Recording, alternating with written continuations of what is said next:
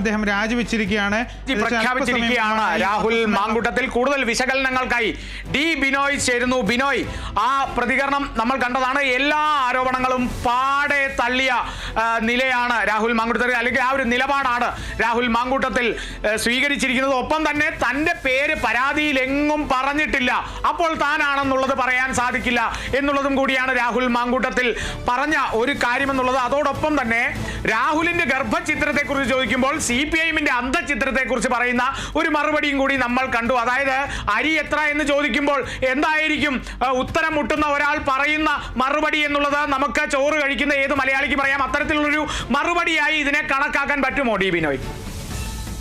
നമ്മൾ മനസ്സിലാക്കേണ്ടത് രാവിലെ മുതൽ തന്നെ വലിയ തരത്തിലുള്ള ആരോപണങ്ങളാണ് രാഹുൽ മാങ്കൂട്ടത്തിനെതിരെ ഉയർന്നു വന്നിട്ടുള്ളത്. ഉച്ചയ്ക്ക് 1 മണിക്ക് ശേഷം അദ്ദേഹം മാധ്യമങ്ങളെ കണ്ടപ്പോൾ അദ്ദേഹത്തിന്റെ ശരീരഭാഷയിൽ നിന്ന് നമുക്ക് മനസ്സിലാവുന്ന ഒരു കാര്യമുണ്ട്. ആരോപണങ്ങൾ ശരിവെക്കുന്ന തരത്തിലേക്കാണ് കാര്യങ്ങൾ. പക്ഷേ അദ്ദേഹം നിഷേധിക്കുക മാത്രമല്ല ഈ ആരോപണങ്ങൾ ഉന്നയിച്ചവരുമായി ഇപ്പോഴും നല്ല സൗഹൃദത്തിലാണെന്നും നാളെയും അതേ സൗഹൃദം. ബിനോയിലേക്ക് തിരിച്ചെത്താൻ ഇപ്പോൾ KPCC അധ്യക്ഷൻ സണ്ണി ജോസഫ് മാധ്യമങ്ങളെ കാണുന്നു. ദൃശ്യങ്ങളിലേക്ക്. രേഖാമൂലമോ ഒരിക്കലും നൽകിയിട്ടില്ല. എന്റെ മുൻപിൽ ആരും ഇത് ശ്രദ്ധയിൽപ്പെടുത്തിയിട്ടില്ല. പ്രതിപക്ഷ നേതാവിനോട് പരാതി പറഞ്ഞതായി അതെനിക്കറിയില്ല. ഇല്ല, എന്നോട് സംസാരിച്ചിട്ടില്ല.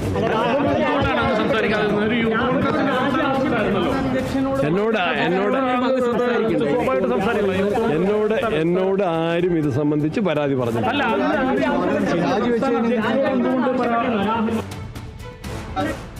ഡി ബിനോയ് തുടരുന്നുണ്ട്. ബിനോയ്, KPCC അധ്യക്ഷൻ പറഞ്ഞത് തന്നോട് ആരും പരാതിയെ കുറിച്ച് പറഞ്ഞിട്ടില്ല എന്നുള്ളതാണ്. അവിടെയും കഴിയൊഴിയുന്ന അവസ്ഥയാണ്. അല്ലെങ്കിൽ ഈ ഒരു രാഹുൽ മാങ്കൂട്ടത്തിൽ വിഷയത്തിൽ പ്രതികരിക്കാനില്ല എന്ന് തന്നെയാണ് പരോക്ഷമായി KPCC അധ്യക്ഷൻ സണ്ണി ജോസഫ് അടക്കം പറയുന്നത്. ബിനോയ്, തുടരാം.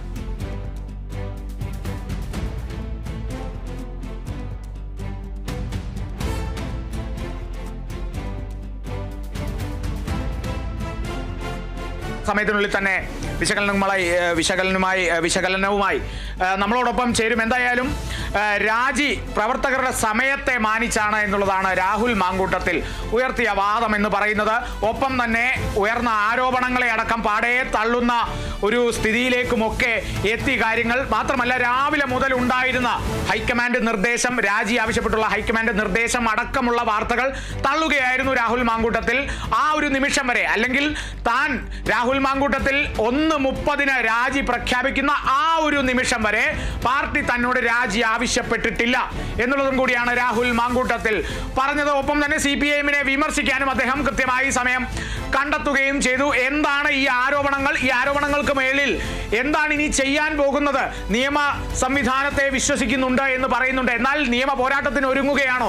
അതേസമയം തന്നെ രാഹുൽ മാങ്കൂട്ടത്തിൽ പറയുന്നുണ്ട്, ആരോപണം ഉന്നയിച്ചവരാരോ അവർ നിയമ പോരാട്ടത്തിന് പോകട്ടെ, അല്ലെങ്കിൽ നിയമ വഴിയിൽ പോകട്ടെ എന്നുള്ളതൊക്കെയാണ് രാഹുൽ മാങ്കൂട്ടത്തിലും പറഞ്ഞത്. വ്യക്തത വരാനുണ്ട് ഈ കാര്യങ്ങളിലൊക്കെ. രാഹുൽ മാങ്കൂട്ടത്തിനെതിരെ പരാതി വന്നിട്ടുണ്ട്, അല്ലെങ്കിൽ തൻ്റെ മകളെ പോലെ കാണുന്ന ഒരാൾ താൻ അച്ഛൻ്റെ സ്ഥാനത്ത് നിന്ന് ആ പരാതി സ്വീകരിച്ചിട്ടുണ്ട്. അത്തരത്തിലൊരു നിലപാട്, അല്ലെങ്കിൽ അത്തരത്തിലൊരു പരാതി വന്നിട്ടുണ്ടെങ്കിൽ, ആ പരാതി ഉണ്ടെങ്കിൽ കർശനമായ നടപടിയെടുക്കും എന്നുള്ളത് തന്നെയാണ് VD സതീശൻ പ്രതിപക്ഷ നേതാവ് പറഞ്ഞത്. അങ്ങനെയാണെങ്കിൽ കർശന നടപടി എന്താണ് എന്നുള്ളതും കൂടി ഇനിയും വ്യക്തത വരേണ്ടിയിരിക്കുന്നു. അത്തരത്തിലുള്ള ചില ലൂപ്പ് ഹോളുകൾ ആ ഒരു പത്രസമ്മേളനത്തിൽ, പ്രതിപക്ഷ നേതാവിന്റെ പത്രസമ്മേളനത്തിൽ ഉണ്ടായിരുന്നു എന്നുള്ളതും കൂടിയാണ്. എന്തായാലും രാഹുൽ മാങ്കൂട്ടത്തിൽ രാജി പ്രഖ്യാപിച്ചിരിക്കുന്നു എന്നുള്ളതാണ്. ആരോപണ വിധേയനായതുകൊണ്ടല്ല രാജി എന്നുള്ളതും കൂടി പറയുന്നുണ്ട്. പിന്നെ എന്തിനായിരുന്നു രാജി എന്നുള്ള ചോദ്യം ഉറപ്പായും ഉയർന്നു വരുന്ന ഒരു ചോദ്യം തന്നെയാണ്. ഡി ബിനോയ് ഉണ്ട് എന്ന് കരുതുന്നു. ബിനോയ്, എന്തെങ്കിലും ആരോപണം തെളിയിച്ചിട്ട് താൻ തിരിച്ചു വരുമെന്നോ, അല്ലെങ്കിൽ തനിക്കെതിരെയുള്ള ആരോപണങ്ങൾ എല്ലാം ഒന്ന് പരിശോധിക്കട്ടെ എന്നോ, അല്ലെങ്കിൽ നിയമ നടപടികളുമായി ഞാൻ മുന്നോട്ട് പോകുമോ എന്നൊക്കെ പറഞ്ഞാണ് സാധാരണഗതിയിൽ ആരെങ്കിലുമൊക്കെ ഈ രാഷ്ട്രീയ നേതാക്കളൊക്കെ രാജിക്കത്ത് കൊടുക്കുകയും രാജിവെക്കുകയും ചെയ്തു. ഇവിടെ അതല്ല പറഞ്ഞിരിക്കുന്നത്. എന്തുകൊണ്ട് താൻ രാജിവെക്കുന്നു, അല്ലെങ്കിൽ എന്ത് കാരണത്താൽ താൻ രാജിവെക്കുന്നു എന്ന് വ്യക്തമായ ഭാഷയിൽ പറയാതെ താൻ രാജിവെക്കുന്നു എന്ന് അവസാനം സമയം പറഞ്ഞുകൊണ്ട് 1:30 താൻ രാജിവെക്കുന്നു എന്ന് പറഞ്ഞുകൊണ്ട് അദ്ദേഹം പിന്മാറുകയാണ്. രാഹുൽ മാങ്കൂട്ടത്തിൽ പിന്മാറുകയാണ് ചെയ്തിരിക്കുന്നത്. ഇപ്പൊ ഇതിൽ നമ്മൾ മനസ്സിലാക്കേണ്ടത്, പിന്നീട് അദ്ദേഹം ഒരു വെല്ലുവിളി കൂടി നടത്തി. എനിക്കെതിരെ പ്രസംഗിച്ചവർ, എനിക്കെതിരെ പാലക്കാട് പ്രസംഗിച്ചവർ, എനിക്കെതിരെ ചാനലുകൾ പ്രസംഗിച്ചവർ, ഇവരെയൊക്കെ എനിക്കറിയാം. ഇവരുടെ സ്വഭാവവിശേഷങ്ങളെ കുറിച്ച് എനിക്കറിയാം. അതൊന്നും ഞാൻ തുറന്നു പറയുന്നില്ല. എന്റെ നിലപാട് രാഷ്ട്രീയം കൊണ്ട് നേരിടുകയാണെന്നുള്ളത്. അപ്പോൾ ഇതിൽ നമ്മൾ മനസ്സിലാക്കേണ്ടത്, കൃത്യമായും ഇതിനകത്തൊരു ഇടപെടൽ ദേശീയ തലത്തിൽ ഉണ്ടായിരിക്കുന്നു. കാരണം പാർട്ടിക്കുള്ളിൽ നിന്ന് തന്നെ രാഹുൽ മാങ്കൂട്ടത്തിനെതിരെ വലിയ തരത്തിലുള്ള ആരോപണങ്ങൾ ഉയർന്നു വന്നിരുന്നു എന്നുള്ളതിന്റെ തെളിവ് കൂടിയാണ് ഹൈക്കമാൻഡ് വളരെ വേഗത്തിൽ ദേശീയ മാധ്യമങ്ങൾ കൂടി ഇതിലേക്ക് കടന്നു വന്ന അതേ സാഹചര്യത്തിൽ തന്നെ വളരെ വേഗത്തിൽ തന്നെ രാഹുൽ മാങ്കൂട്ടത്തിന്റെ രാജിയുമായി ബന്ധപ്പെട്ട കാര്യങ്ങളിലേക്ക് നീങ്ങാൻ രാവിലെ തന്നെ നിർദ്ദേശം ദീപദാസ് മുൻഷി KPCC പ്രസിഡന്റിനും പ്രതിപക്ഷ നേതാവിന് നൽകിയിരുന്നു. അതിന്റെ അടിസ്ഥാനത്തിൽ ഇപ്പോൾ നമുക്ക് കിട്ടുന്ന വിവരം അനുസരിച്ച് രാവിലെ തന്നെ വിശദീകരണം തേടിയിരുന്ന ഈ സംഭവവുമായി ബന്ധപ്പെട്ട് അത്തരത്തിൽ വിശദീകരണം തേടിയതിനു ശേഷം അദ്ദേഹം രാജി കൈമാറി എന്നുള്ള വിവരങ്ങളാണ് നമുക്ക് ഇപ്പോൾ പുറത്തു വരുന്നത്. കൂടുതൽ വിവരങ്ങൾ അല്പസമയത്തിനുള്ളിൽ തന്നെ പുറത്തു വരും. കാരണം ഇതിൽ നിന്ന് ഒരു വ്യക്തത വരുത്തേണ്ട ഒരു കാര്യം, ആദ്യഘട്ടത്തിൽ പ്രതിപക്ഷ നേതാവോ KPCC പ്രസിഡന്റോ ഒരു തുറന്നു പറച്ചിലിനും തയ്യാറായില്ല. പക്ഷേ അവരുടെ കൈകൾക്കും അപ്പുറത്തേക്ക് കാര്യങ്ങൾ നീണ്ടുപോകുന്നു അല്ലെങ്കിൽ നീങ്ങുന്നു എന്ന് മനസ്സിലാക്കിയതോടുകൂടി തന്നെയാണ് പ്രതിപക്ഷ നേതാവ് പുറത്തേക്ക് വരികയും പ്രതിപക്ഷ നേതാവ് തന്നെ വളരെ വലിയ തരത്തിലുള്ള വിമർശനം മാധ്യമങ്ങൾക്ക് നേരെ ഉയർത്തിയെങ്കിൽ പോലും അദ്ദേഹം അവസാനം അദ്ദേഹത്തിന് സമ്മതിക്കേണ്ടി വന്നു. തെറ്റ് ചെയ്തവർക്കെതിരെ കർശന നടപടി, മുഖം നോക്കാതെയുള്ള നടപടി കൂടി എടുക്കും എന്നൊരു സൂചന കൂടി നൽകിയതോടുകൂടി തന്നെ അതിനൊപ്പം അദ്ദേഹം മറ്റൊരു കാര്യം കൂടെ പറഞ്ഞു. ഈ കുറ്റാരോപിതനായ ആൾക്ക് എന്താണോ പറയാനുള്ളത് അത് കേട്ട് അതിനുശേഷം നടപടികളിലേക്ക് നീങ്ങും എന്നായിരുന്നു അദ്ദേഹം പറഞ്ഞത്. എന്തായാലും അവസാനം രാഹുൽ മാങ്കൂട്ടത്തിൽ രാജിവെച്ചിരിക്കുന്നു എന്നുള്ളത്. എന്നാൽ ഈ രാജി സമയത്തും എന്തിനാണ് താൻ രാജിവെക്കുന്നതോ തനിക്കെതിരെ ആരാണ് പരാതി നൽകിയെന്നുള്ള കാര്യമൊന്നും പറയുന്നില്ല. പക്ഷേ ആരോപണം നടത്തിയവരെ കുറിച്ച് വ്യക്തമായി പറയുന്നു. ആരോപണം നടത്തിയ ഒരാൾ താനുമായിട്ട് ഇപ്പോഴും നല്ല സൗഹൃദം കാത്തു സൂക്ഷിക്കുന്നു, ഊർജ്ജസ്വലമായ സൗഹൃദം ഇപ്പോഴും ഉണ്ട് എന്ന് പറയുന്നുണ്ട്. പക്ഷേ അദ്ദേഹം ഇപ്പോഴും പറയുന്നത് അങ്ങനെ ആരോപണം ഉന്നയിക്കുന്നവർ തനിക്കെതിരെ ആദ്യം നിയമ നടപടിക്ക് പോകട്ടെ, അങ്ങനെയാണെങ്കിൽ അത് കോടതിയിൽ വെച്ച് കാണാം എന്ന തരത്തിൽ തന്നെ അത് പറഞ്ഞു വെക്കുകയും ചെയ്തു. നമ്മൾ മനസ്സിലാക്കേണ്ടത് എന്തുകൊണ്ടാണ് രാഹുൽ മാങ്കൂട്ടത്തിൽ രാജിവെച്ചത് എന്നുള്ള കാര്യത്തെക്കുറിച്ച് ഒരു കാര്യം പോലും പ്രതിപാദിക്കാതെ കുറെ കാര്യങ്ങൾ മാത്രം, കുറെ ഇടതുപക്ഷ രാഷ്ട്രീയവും ഒപ്പം CPM-ന്റെ നിലവിലെ അവസ്ഥയും മുൻ MLA M മുകേഷിനെതിരെ ആരോപണം ഉയർന്നു വന്നപ്പോൾ എന്തുകൊണ്ട് നിങ്ങൾ ഇത്തരത്തിൽ ചോദ്യങ്ങൾ ചോദിച്ചില്ല എന്നുള്ള കാര്യങ്ങളൊക്കെ ഉന്നയിച്ചുകൊണ്ട് അദ്ദേഹം അവസാനം രാജിയിലേക്ക് എത്തിച്ചേർന്നിരിക്കുകയാണ്. എന്തായാലും ഇനി ഈ ഇരകൾ അല്ലെങ്കിൽ ഈ ആരോപണം ഉന്നയിച്ചവർ ഇനി എന്തെങ്കിലും തരത്തിലുള്ള നിയമ നടപടിക്ക് പോകുമോ ഇല്ലയോ എന്നുള്ള കാര്യങ്ങൾ പിന്നീട് നമുക്ക് മനസ്സിലാക്കാൻ കഴിയും. എന്തായാലും ഒരു ഏകദേശം ഒരു 24 മണിക്കൂർ സമയം നീണ്ടുനിന്ന വാദപ്രതിവാദങ്ങൾക്കും പ്രതിഷേധങ്ങൾക്കും എല്ലാം തന്നെ പരിഹാരം എന്നോണം തന്നെ ഇപ്പോൾ യൂത്ത് കോൺഗ്രസിന്റെ പ്രസിഡന്റ് സ്ഥാനത്ത് നിന്നും രാഹുൽ മാങ്കൂട്ടത്തിൽ രാജിവെച്ചിരിക്കുന്നു. അതേസമയം MLA സ്ഥാനത്ത് അദ്ദേഹം തുടരും എന്നുള്ള വിവരങ്ങൾ തന്നെയാണ്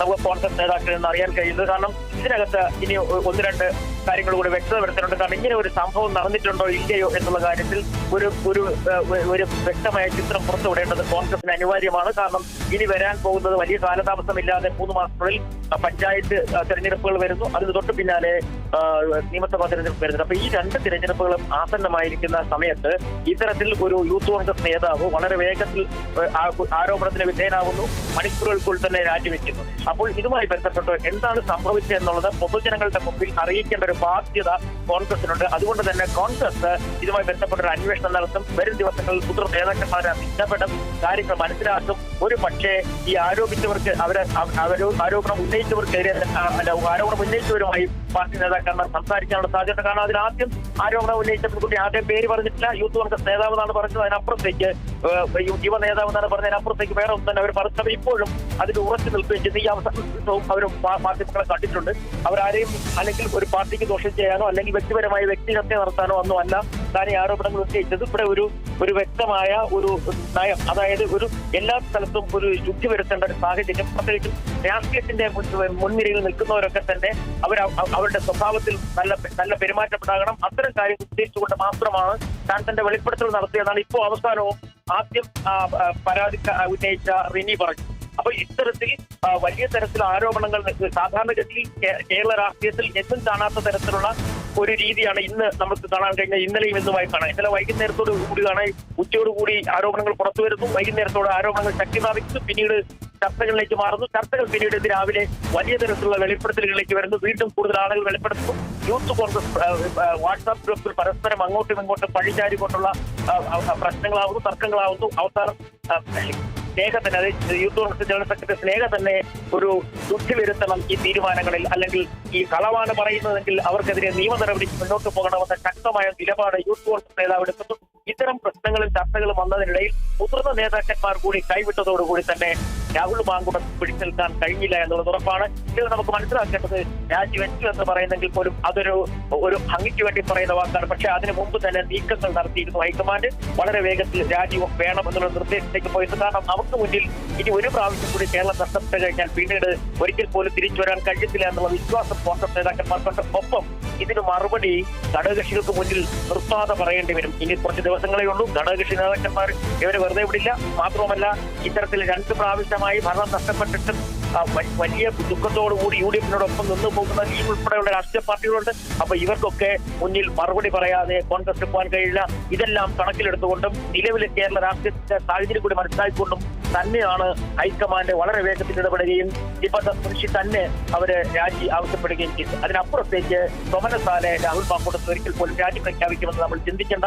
അത്തരത്തിലേക്കല്ല കാര്യങ്ങൾ പോയത്. കാരണം ഇത്തരം പരാതികൾ രാഹുൽ മാങ്കൂട്ടത്തിനെതിരെ ഉയർന്നു വന്നിട്ട് കുറെ നാളുകളായി എന്നാണ് പറയപ്പെട്ടത്. കാരണം ഈ ആരോപണം ഉന്നയിച്ചവർ തന്നെ നേരത്തെ AICC-ക്കും ഒപ്പം തന്നെ KPCC-ക്കും ഒക്കെ വലിയ തരത്തിൽ പരാതികൾ നൽകിയിരുന്നു. എന്നാൽ ആ പരാതികളൊക്കെ തന്നെ അടച്ചു വെക്കപ്പെടുകയായിരുന്നു. അതിന് മറുപടി നൽകിയിട്ടില്ല. അത്തരം പരാതികൾ പ്രതിപക്ഷ നേതാവിനൊപ്പം നൽകിയിരുന്നു എന്ന് പറയുമ്പോഴും പിതൃതുല്യനായ താൻ അത്തരത്തിലുള്ള പരാതി വന്നിട്ടില്ല എന്ന് പോലും അദ്ദേഹം പലപ്പോഴും പല സമയത്ത് തർക്കിച്ച് തള്ളിക്കളയുകയും എന്നാൽ അതിൽ നിന്നെല്ലാം വ്യത്യസ്തമായി അവസാനം പ്രതിപക്ഷ നേതാവിനും ഈ രാഹുൽ മാങ്കൂട്ടത്തിൽ എന്ന് പറയുന്ന യൂത്ത് ബിഹേവിയറിനെ അല്ലെങ്കിൽ അവരുടെ മുൻനിര പോരാളി എന്നൊക്കെ യൂത്ത് കോൺഗ്രസിന്റെ മുൻനിര പോരാളി എന്നൊക്കെ പറയപ്പെടുന്ന രാഹുൽ മാങ്കൂട്ടത്തിനെ കൈവിടേണ്ടി വന്നു. അതിനു മുമ്പേ നേരത്തെ തന്നെ മുൻ പ്രതിപക്ഷ നേതാവും KPCC അധ്യക്ഷനുമായ രമേശ് ചെന്നിത്തലയും തള്ളി പറഞ്ഞു, വീഴ്ച ഉണ്ടായാൽ തെറ്റ് ചെയ്താൽ ആരോപണ വിധേയർ രാജിവെക്കണം, ഒരു നിമിഷം പോലും തുടരാൻ കഴിയത്തില്ലായിരുന്നു.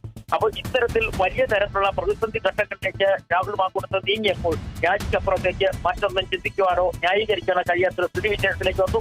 സാധാരണഗതിയിൽ വന്ന് വ്യത്യസ്തമായി വലിയ തരത്തിലുള്ള ഒരു നീക്കം ഈ സാധാരണ കോൺഗ്രസ് പാർട്ടിയിൽ ഇങ്ങനെ ഒരു നീക്കം ഉണ്ടായിട്ടില്ല. ഇങ്ങനെ ആരോപണങ്ങൾ ഉയർന്നു കഴിഞ്ഞാൽ പിന്നെ ചർച്ചകളായി അന്വേഷണ കമ്മീഷനെ അത്തരത്തിൽ നീക്കുമ്പോൾ പതിവുണ്ട്. എന്നാൽ അതിലധികൊന്നും പോയില്ല. മുതിർന്ന നേതാക്കൾ ഒറ്റക്കെട്ടായി നിൽക്കുന്നു, നടപടികളിലേക്ക് നീങ്ങണമെന്ന് പറയുന്നു, രാജിവെച്ച് ചോദിച്ചു വാങ്ങുന്നു, രാജിവെച്ചിരിക്കുന്നു രാഹുൽ മാങ്കൂട്ടത്തിൽ. യെസ്, അത് തന്നെയാണ്. തന്നോട് പാർട്ടി ആവശ്യപ്പെട്ടിട്ടില്ല രാജി എന്ന് പറയുമ്പോൾ പോലും അത് പൂർണ്ണമായി കണക്കിലെടുക്കാൻ സാധിക്കില്ല. കാരണം ബിനോയ് സൂചിപ്പിച്ച പോലെ തന്നെ കേരളത്തിൻ്റെ രാഷ്ട്രീയ സാഹചര്യം കൃത്യമായി പഠിച്ചാൽ അല്ലെങ്കിൽ അതിനനുസരിച്ച് നീങ്ങേണ്ടിയിരിക്കുന്ന കോൺഗ്രസിന് ഇത്തരത്തിലൊരു തീരുമാനമെടുത്തേ മതിയാകൂ എന്നുള്ളത് വ്യക്തമാണ്. നേരത്തെ തന്നെ പരാതികൾ AICC-ക്ക് ലഭിച്ചിട്ടുണ്ട് എന്നുള്ളതും കൂടി വ്യക്തമായതാണ് നേരത്തെ. അതുകൊണ്ട് തന്നെ രാഹുലിൻ്റെ ആ ഒരു വാദത്തെ ഏറെക്കുറെ തള്ളാൻ സാധിക്കും എന്നുള്ളതും കൂടിയാണ്. അതോടൊപ്പം തന്നെ ബിനോയ് യൂത്ത് കോൺഗ്രസ് അധ്യക്ഷ സ്ഥാനം ഒഴിഞ്ഞിരിക്കുകയാണ്. ഇനിയുള്ള അധ്യക്ഷൻ അബിൻ വർക്കി ആയേക്കും എന്നുള്ള ചില സൂചനകൾ മാത്രമേ ഉള്ളൂ. ഇപ്പോഴും ഒരു ഔദ്യോഗിക സ്ഥിരീകരണം വന്നിട്ടില്ല. എത്രത്തോളം സാധ്യതയുണ്ട് അബിൻ വർക്കിക്ക് അധ്യക്ഷ സ്ഥാനത്തേക്ക് എത്താൻ?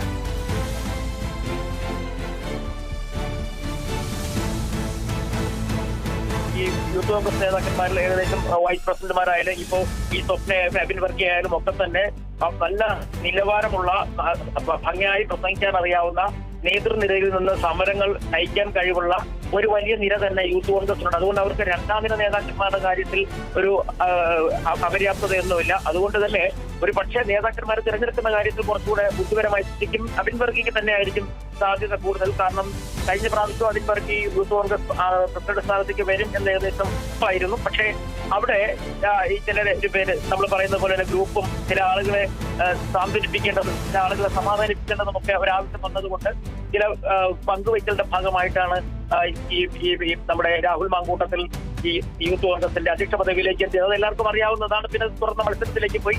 മത്സരത്തിനിടയിൽ വലിയ തരത്തിലുള്ള ആരോപണങ്ങൾ ഉണ്ടായി. അതിപ്പോ തന്നെ രാഹുൽ മാങ്കൂട്ടത്തിൽ പറഞ്ഞിരുന്നു താൻ 2 വർഷമായി യൂത്ത് കോൺഗ്രസ് പ്രസിഡന്റായിട്ട് തുടരുന്നുണ്ട്. പക്ഷേ അന്ന് എനിക്കെതിരെ ഉണ്ടായ ഏറ്റവും വലിയ ആരോപണം ഞാൻ വ്യാജ തിരിച്ചറിയൽ കാർഡുകൾ ഉപയോഗിച്ചുകൊണ്ട് ഇത്തരത്തിൽ തെരഞ്ഞെടുപ്പിനെ നേരിട്ടു, വിജയിച്ചു എന്നൊക്കെയാണ് പറഞ്ഞത്. അത് തന്നെയാണ് അബിൻ വർക്കിക്ക് സാധ്യത കൂടുതലാണ് എന്നുള്ള സൂചനകളൊക്കെ തന്നെയാണ് ലഭിക്കുന്നത്. ഡി ബിനോയ് തുടരുക, നമുക്ക് തിരിച്ചെത്താം ഒരു ഇടവേളയ്ക്ക് ശേഷം.